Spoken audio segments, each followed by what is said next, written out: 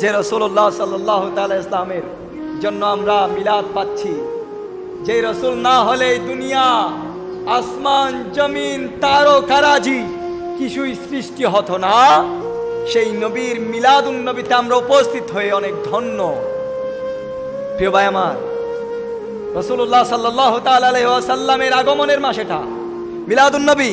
এটা অনেকে অস্বীকার করে।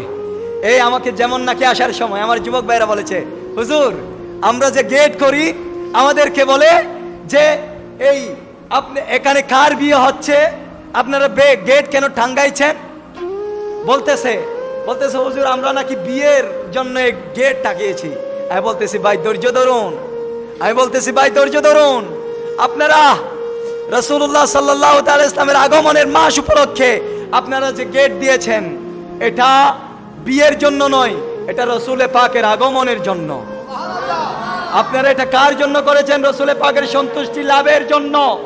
আপনারা রাসূলে পাকের সন্তুষ্টি লাভের জন্য এই গেট সাজিয়েছেন, বিভিন্ন বাতি দিয়ে আপনারা কি করেছেন?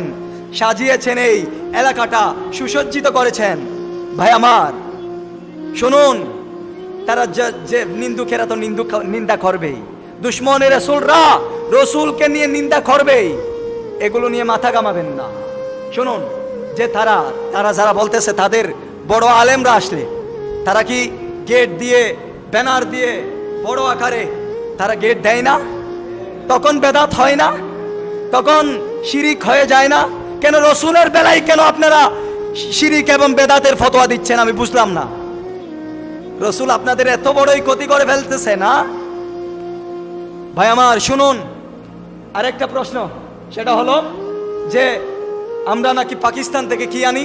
পীর ভাড়া করে আনি। আমরা পাকিস্তান থেকে পীর ভাড়া করে আনি। আজকে শুনুন, যাদেরকে পাকিস্তানি পীর ভাড়া করে আনার কথা বলতেছেন তারা আওলাদে রাসূল। তাদেরকে নিয়ে কোনো ধরনের বেয়াদবি করলে আপনি তো দূরের কথা, আপনার পরিবার বর্গ শুদ্ধ ধ্বংস হতে পারে। এই আওলাদে রাসূলদের সাথে আপনারা কখনো বেয়াদবি করবেন না।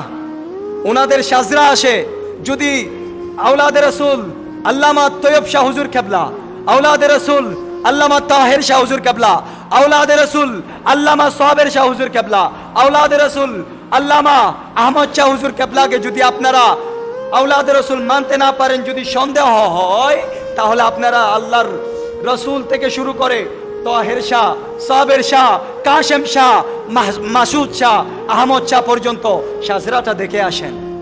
আমি সময় সংক্ষেপের কারণে এখানে বলতে গেলে, নাম ধরে বলতে গেলে, রাসূল থেকে, ইমাম হুসাইন থেকে, মা ফাতেমা জাহরা থেকে, আলী হায়দার থেকে বলতে গেলে, ইয়াকুব শাহ, আহমদ শাহ শ্রীকুটি, তৈয়ব শাহ হুজুর কেবলা, তাহের শাহ হুজুর কেবলা পর্যন্ত আসছে। আমি সময় সংক্ষেপের কারণে পরিচিতি পুরোটা বলতেছি না। ওনাদের সাথে বেয়াদবিমূলক আচরণ করবেন না।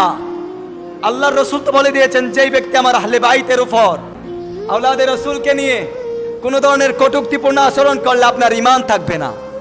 তিনি আওলাদে রাসূল, তারা আওলাদে রাসূল।